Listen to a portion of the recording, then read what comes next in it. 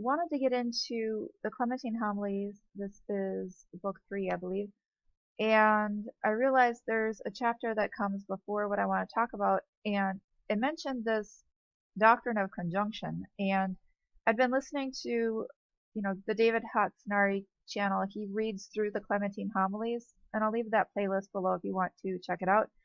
But he mentioned the doctrine of the conjunction, and he had said he wondered what that was, if it's important. And of course it is important. It says the chief cause of men being deceived is that they don't understand beforehand the doctrine of conjunction. So, the chief cause of people being deceived is that they don't understand the doctrine of conjunction. And here we are in the time of Gemini. And if you checked out the period of May video playlist that I linked to when I discussed it beforehand, Seek and You Shall Find actually put up 3 new videos about, she might have had a 4th one by now, I don't know.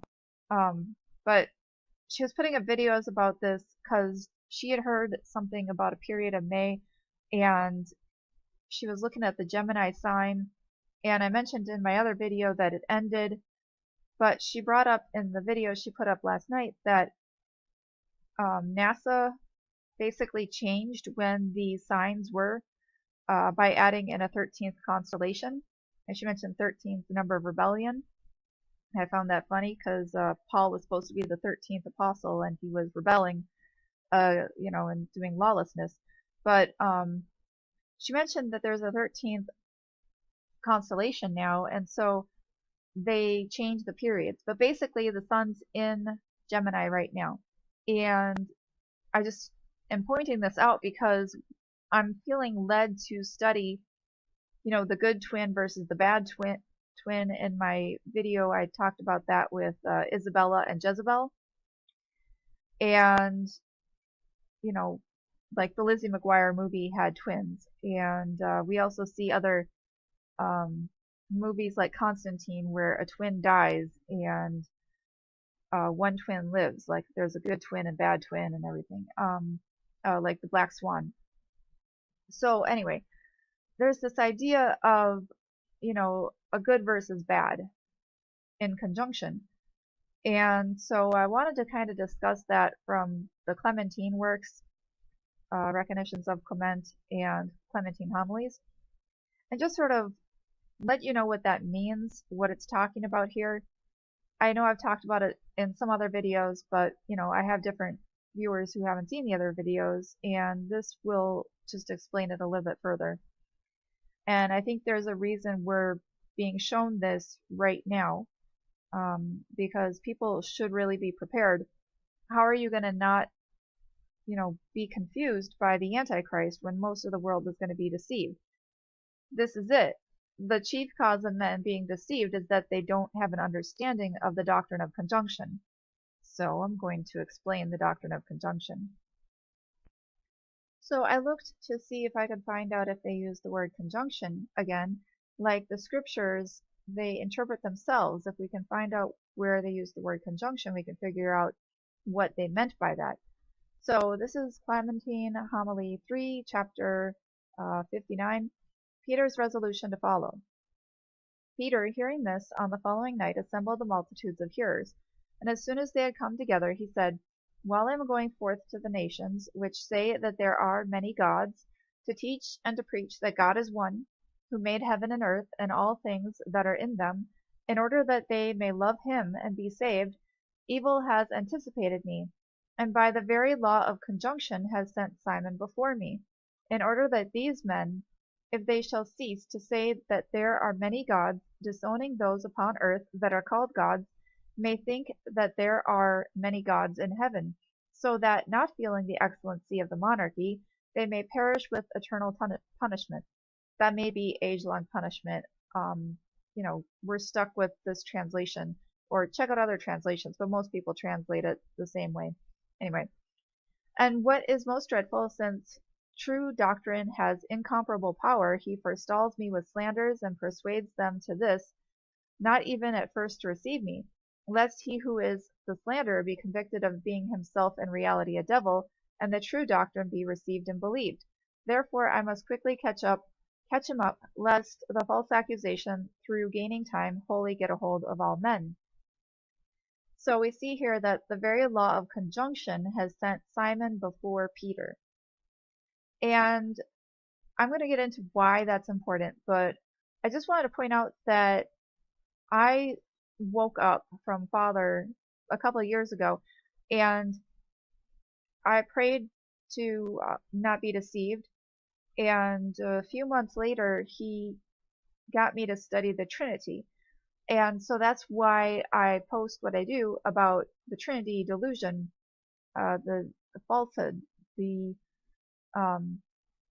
complete illogical, doctrine of the Trinity for what it is. It's AntiChrist. And I found that out before I ever even started looking into these sort of texts.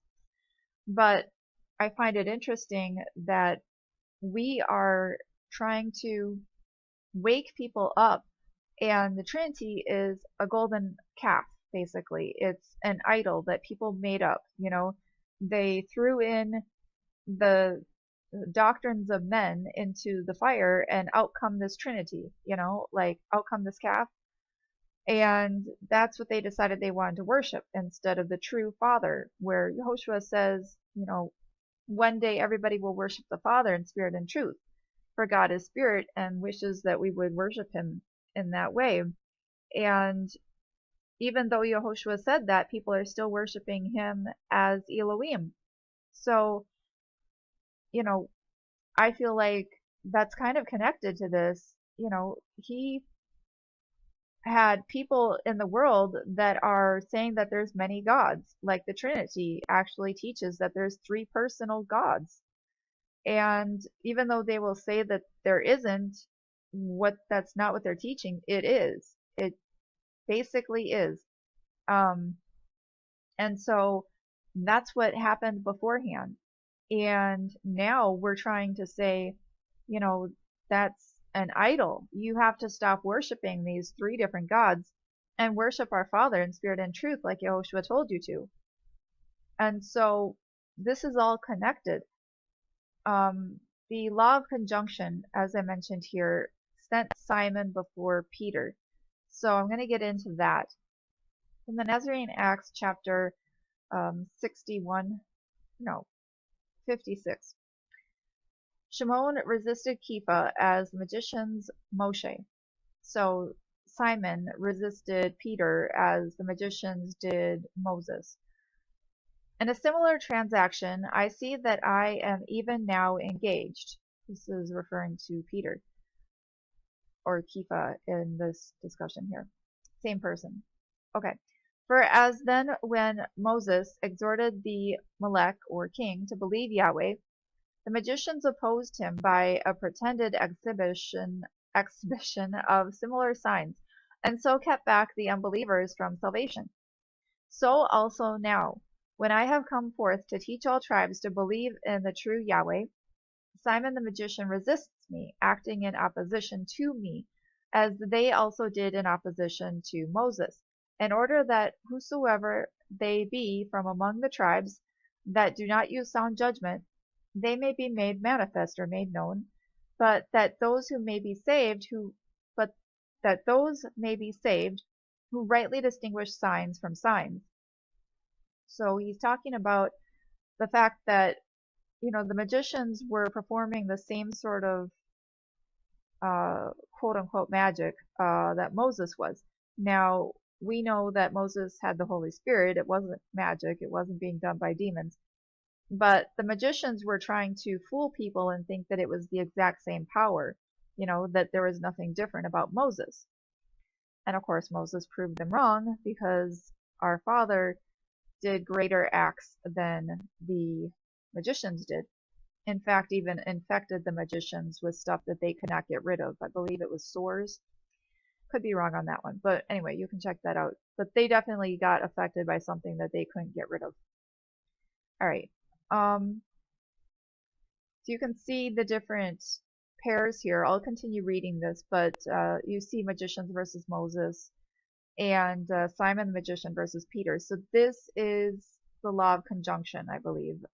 Scriptures interpret scripture, and I definitely believe the Clementine Homilies and Nazarene Acts are as much scripture as, well, even better scripture than some of the stuff in our Bibles. You can use your own discernment by praying for Father to guide you and lead you to all truth. Continuing on. While Kepha thus spoke, Niceta answered, I beseech you that you would permit me to state whatever occurs to my mind. Then Kepha, being delighted with the eagerness of his Talmudim, or student, said, Speak what you will. The next chapter, Miracles of the Magicians. Then said Niceta, In what respect did the Mitzrayim in Egypt, in not believing Moshe, since the magicians wrought like signs, even although they were done rather in appearance than in truth? For if I had been there, then should I not have thought from the fact that the magicians did like things to those that Moshe did, either that Moshe was a magician, or that the magicians wrought their signs by divine commission? For I should not have thought it likely that the same things could be effected by magicians, even in appearance, which he who was sent by Yahweh performed.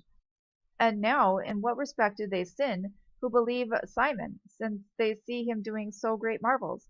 Or is it not marvelous to fly through the air, to be so mixed with fires as to become one body with it, to make statues walk, brazen dogs bark, and other such like things, which assuredly are sufficiently wonderful to those who know not how to distinguish? Yea, he has also been seen to make breads of stone. But if he sins, who believes those who do signs, how will it appear that he also does not sin, who has believed our Master for his signs and works of power?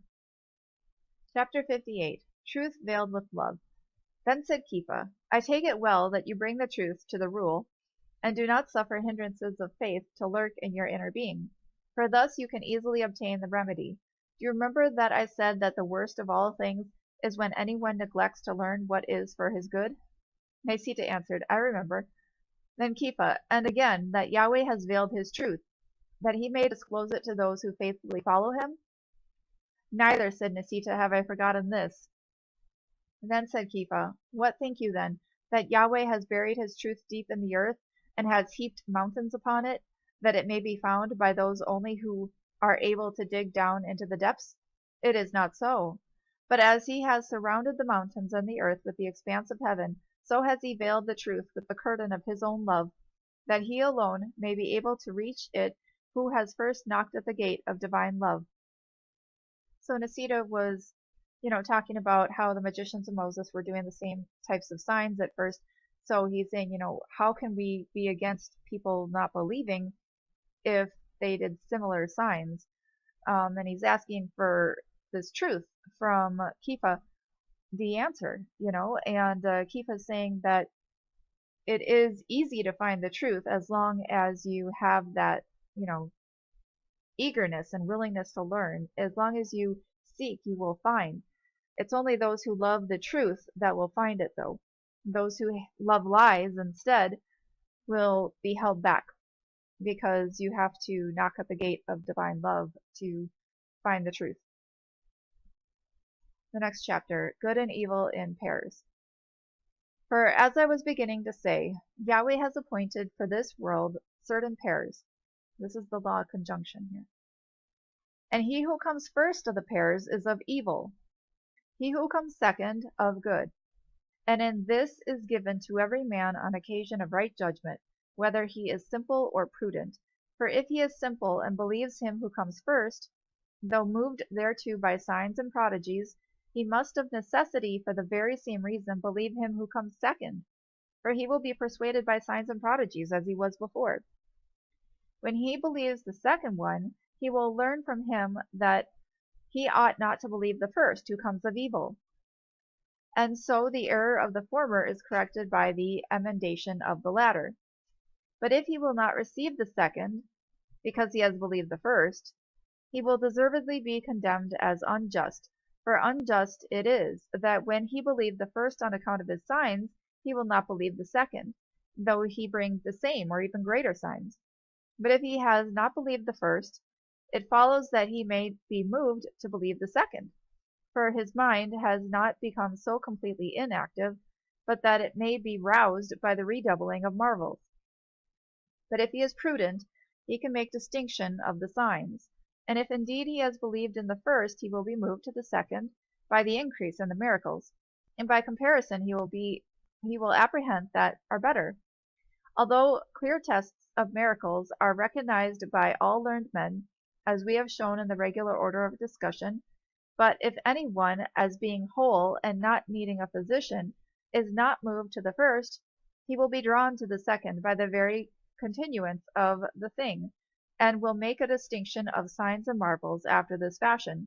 He who is of the evil one, the signs that he works do good to no one, but those that the good man works are profitable to men.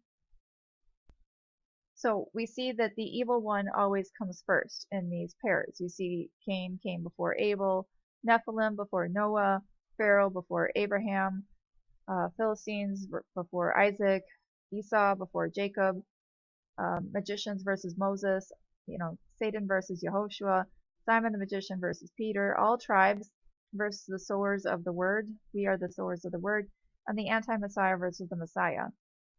And, with Esau versus Jacob, we hear that the warring, two nations are warring in her womb, and that it's the second one who will rule over the first.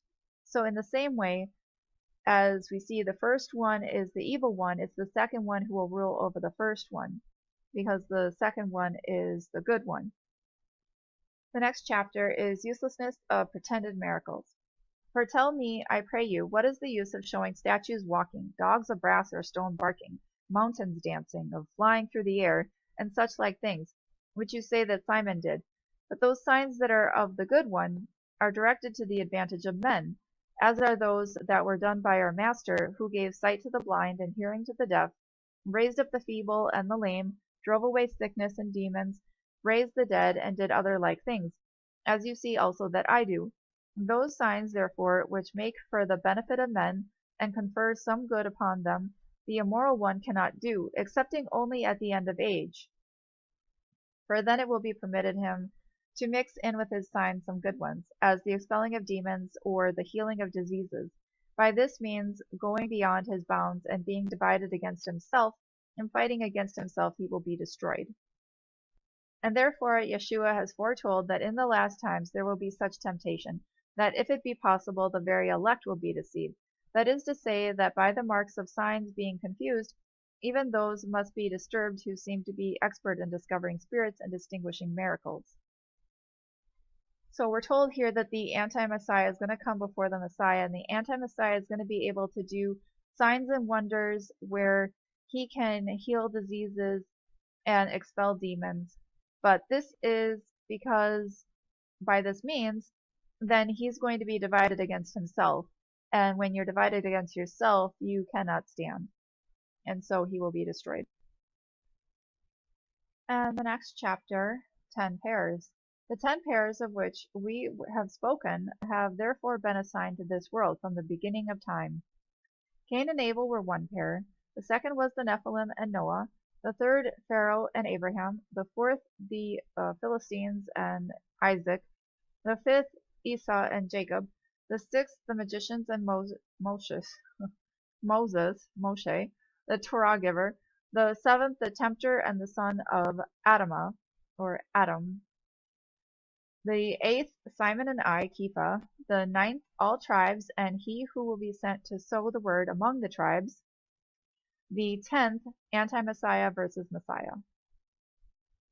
So as I said, the law of conjunction seems to be about the fact that there will be an antichrist figure before the true Christ, the anti-Messiah versus the true Messiah. In all these different instances, we are supposed to know the difference. When you are going to be tempted, you are going to be given the opportunity to follow somebody who does signs and wonders, like the Messiah or Simon the magician. But you have to understand that you have to first check out the fruit, even though the anti-Messiah that's coming up is going to have some good fruit mixed in with the bad fruit. But you have to check the fruit. If there's any kind of bad fruit, then it's not the Messiah. We have to know the difference. One thing I found interesting was where it says here, but if anyone as being whole and not needing a physician is not moved to the first, he will be drawn to the second by the very continuance of the thing, and will make a distinction of signs and marvels after this fashion. So I thought it was interesting because there are some people who are whole and not needing a physician. This is a reference to the fact that Yehoshua came for the sick. He came for the lost sheep of Israel. So that means that there were some people in Israel who were not lost and who were whole, and he didn't come for them. He came to the people who needed a physician, and those who were in sin and spiritually blinded. So there are some people who are going to be whole and not needing a physician. By the time the anti-Messiah comes, they're going to be able to not be moved by the first and be drawn to the second, because they are not in sin. They're not walking around in sin. And that also lets you think that if you are walking around in sin, then it means that you could be moved by the first. So how much sin you are engaged in is going to show up in how deceived you can be. And I do believe it's connected to spiritual blinders, that when you aren't sinning, you don't have as many spiritual blinders, and you'll be able to discern the good from the bad much easier than if you are sinning. So I wanted to just point that out with the doctrine of conjunction before I get into what else I wanted to read in this page. But I know it doesn't really seem to fit so far with what I was talking about. All I can say is it might be something like the mirror image, like a reversal. The image of our Father is supposed to be reflected in us, but we sin, and so we're reflecting the opposite. And so we end up with these opposites, this anti-Messiah to the Messiah, and these pretenders basically. And it is going to make sense once I start to get into discussing the woman, the prophecy of woman, and Eve coming up. But I think I might just end this video here before I move on. I just wanted to get that out there. It's important to understand anyway, even if it wasn't a part of this series. So I hope you enjoyed it. Thanks for listening, and shalom.